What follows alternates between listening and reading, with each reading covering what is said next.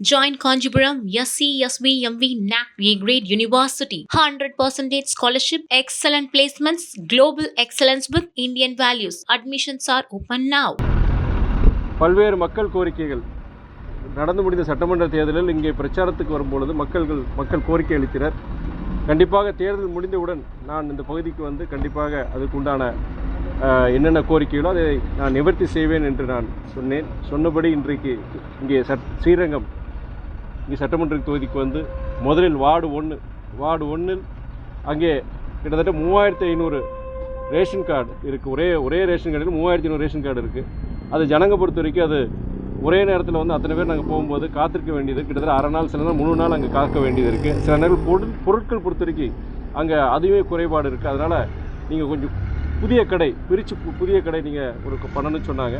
நான் அதை இடம் இருக்கான்னு கேட்டால் கண்டிப்பாக அங்கே மாநகராட்சிக்கு உட்பட்ட அங்கே இடமே அங்கே இருக்குது. ஆகையால் கண்டிப்பாக நான் என்னுடைய நாடாளுமன்ற தொகுதி மேம்பாட்டு நிதியிலேருந்து ஒரு ரேஷன் கடை கண்டிப்பாக நான் கொண்டு வரேன்னு சொல்லியிருக்கிறேன் நான். அது இல்லாமல் அந்த பகுதி மக்கள் வந்து பொது கழிப்பறை ஒன்று கேட்டிருந்தாங்க. ஏன்னா அங்கேருந்து கிட்டத்தட்ட 200 மீட்டர் தள்ளி போக வேண்டியது இருக்குது. எங்களுக்கு ஒன்று பக்கத்துலேயே ஒன்று கேட்டிருந்தாங்க. அதுக்கும் இடம் இருக்கான்னு கேட்கும்போது இங்கே பிடபிள்யூடி இடம் இருக்குன்னு சொன்னாங்க. ஸோ இடம் சாத்தியக்கூறு இருந்ததுனால கண்டிப்பாக அதையும் நான் பண்ணி கொடுத்துருன்னு சொல்லியிருக்கேன். அது இல்லாமல் அந்த பகுதியில் பொறுத்த வரைக்கும் அடிக்கடி இந்த காற்றடிக்கும் போது மின்வெட்டு வருதுன்னு சொன்னாங்க. அது பார்த்திங்கன்னா மரக்கிளைகள் பொறுத்த வரைக்கும் அதை அடிக்கடி அதை கொஞ்சம் ப்ரூன் பண்ணோம். அது நான் மின்சாரத்துறைக்கிட்ட இங்கே இருக்க அதிகாரிகிட்ட பேசிவிட்டு அந்த மரங்களை பொறுத்து கவாத்து பண்ணுறதுக்குண்டானதை நான் பண்ணி கொடுக்குறேன்னு சொல்லியிருக்கிறேன் நான்.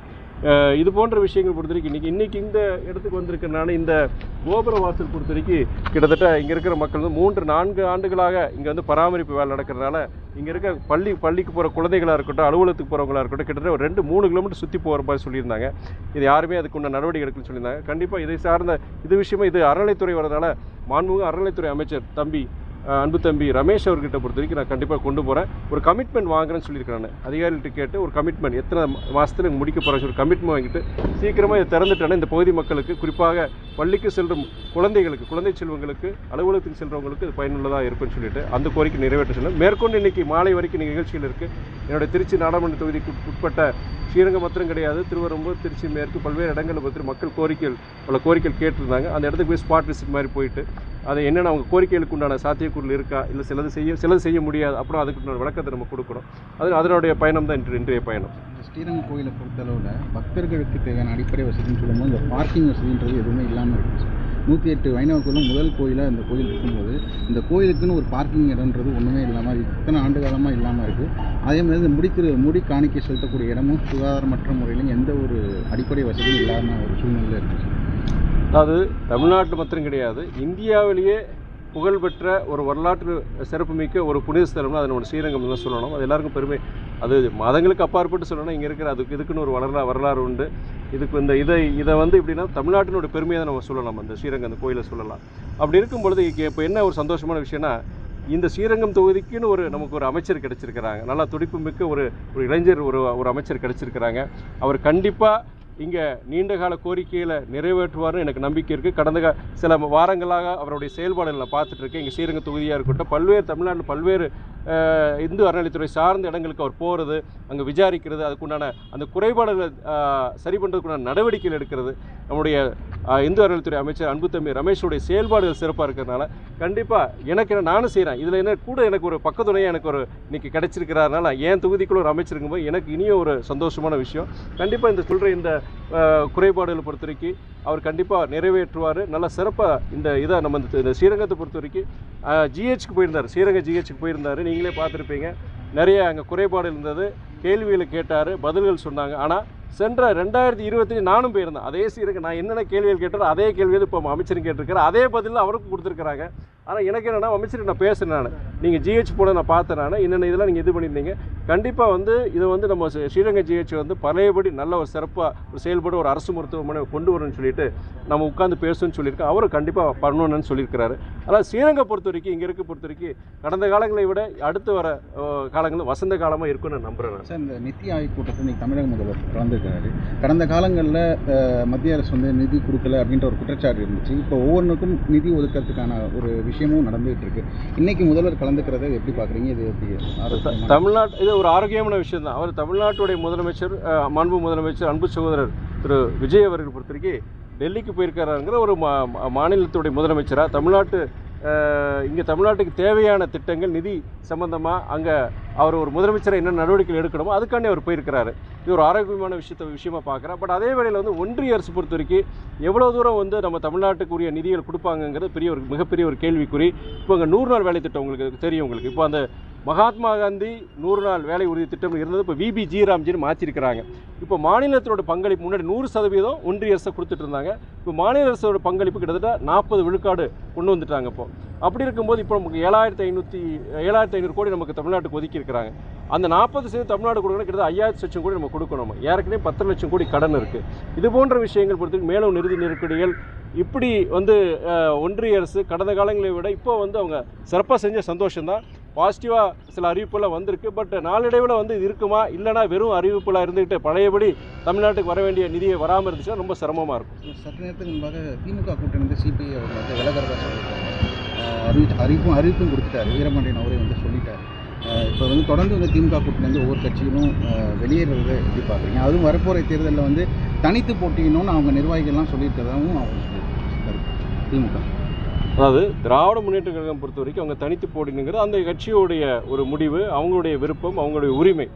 கூட்டணி இயக்கங்கள் பொறுத்தவரை அதே மாதிரி தான். நான் அந்த கூட்டணியில் இருக்கிறது வெளியே போகிறது அந்த இயக்கத்தினுடைய நிர்வாகிகள் தொண்டர்களுடைய மன ஓட்டத்தின்படி அந்த முடிவு எடுக்கிறாங்க. இதே நீங்கள் அந்த இயக்கம் இப்போ சிபிஐலேருந்து அவங்க போயிருக்காங்கன்னா அண்ணன் வீரபாண்டிய அண்ணன்கிட்ட தான் நீங்கள் கேள்வி எந்த காரணத்துக்காண்டி அவங்க திமுக விட்டு வெளியே போனாங்கன்னு கேட்கணும். எங்களை பொறுத்த வரைக்கும் ஏற்கனவே சொல்லியிருக்கேன் நான், வருகின்ற 27ஆம் தேதி பொதுக்குழு கூடும் பொழுது நாங்கள் இந்த கூட்டணி மாத்திரம் கிடையாது, மேகதாது அணை விஷயமா இருக்கட்டும், மும்மொழி குழி பிரச்சனையாக இருக்கட்டும், பல்வேறு பிரச்சனைகள் விவாதிக்கும் பொழுது இந்த கூட்டணி குறித்த இந்த நிலைப்பாடை நாங்கள் தெரிவிப்போம் நம்ம சொல்லியிருக்கணும்.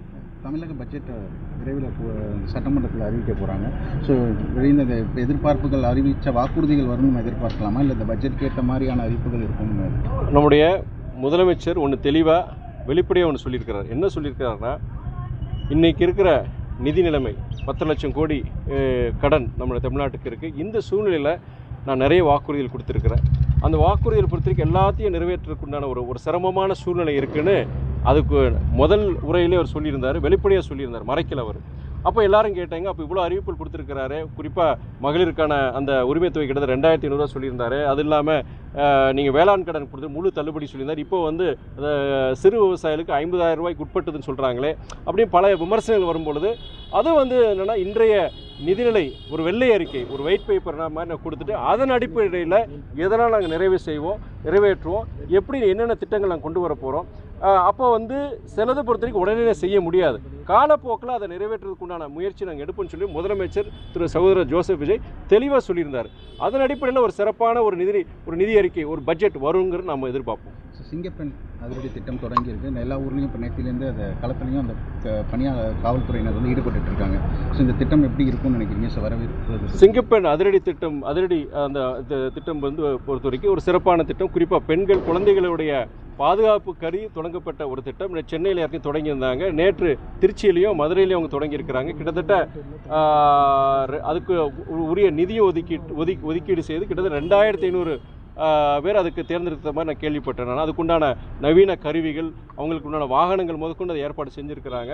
இது அவருடைய முதலமைச்சர் தேர்தலில் வந்து அறிவிச்சிருந்தார். அதாவது தமிழ்நாட்டை பொறுத்த வரைக்கும் பெண்களுக்கும் குறிப்பாக குழந்தைகளுக்கும் ஒரு பாதுகாப்பற்ற சூழ்நிலை இருக்கிறதுனால அதை வந்து அந்த குறைபாடை நீக்கிறதுக்காண்டி நான் முயற்சி எடுப்பேன்னு சொன்னார். அந்த சொன்ன அறிவிப்பின்படி இந்த சிங்கப்பெண் அதிரடி இந்த திட்டத்தை வந்து அவர் அறிவிச்சும் இன்றைக்கி அந்த நேற்று துவங்கியிருக்கிறாங்க. நம்ம சென்னை, மதுரை, திருச்சியும் ஆரம்பிச்சிருக்கிறாங்க. பிற ஊர்களில் நகரங்களில் அதை தொடங்குவாங்கன்னு நினைக்கிறேன். நான் அதை என்னுடைய பொறுத்து நல்ல ஒரு விஷயமாக நான் பார்க்குறேன். லாஸ்ட் கொஸ்டின் சார், ஜூன் 12 இந்த ஆண்டு தண்ணி திறக்க முடியாத சூழல் இருக்குது, தண்ணி பற்றாக்குறையாக இருக்குது, மேட்டூர் அணை இன்னும் நிரம்பாமல் இருக்குது அப்படின்ற மாதிரி இருக்குது. ஸோ அது இன்னும் பல்வேறு கடைமடை பகுதி வரைக்கும் இன்னும் தூர்வாரம் பண்ணி இன்னும் தொடங்கலை அப்படின்ற ஒரு குற்றச்சாட்டு விவசாயிகள் இருக்கிறாங்க. ஸோ இந்த ஆண்டு தண்ணி திறக்காத இருக்கிறது இல்லை. இதில் 2 விஷயம் நம்ம பார்க்கணும். இப்போது எல் நீனோன்னு உங்களுக்கு தெரியும், அது வந்து ஒரு குளோபல் வெதர் பேட்டர்ன் சொல்லுவாங்க. அது விஷயம் என்னென்னா, இந்த வருஷம் பொறுத்த வரைக்கும் அந்த பருவமழை பொறுத்த வரைக்கும் ஒரு தட்டுப்பாடு, ஒரு குறைபாடு இருக்குன்னு சொல்கிறாங்க, ஒரு டெஃபிசிட் இருக்குன்னு சொல்லிடுறாங்க.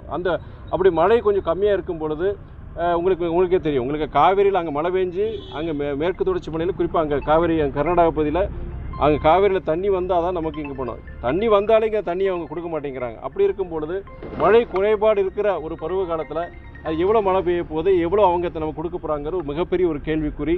இது வந்து நம்ம அரசாங்கத்தை பொறுத்து முயற்சி எடுக்கிறாங்க. மேகதாது அணை பொறுத்த வரைக்கும் கட்டக்கூடாதுங்கிற ஒரு முயற்சி அதில் எல்லாருமே தாவேக்கா நீங்கள் எல்லா இயக்கங்களும் இன்றைக்கி அதில் ஒன்றுபட்டு தான் நிற்கிறாங்க.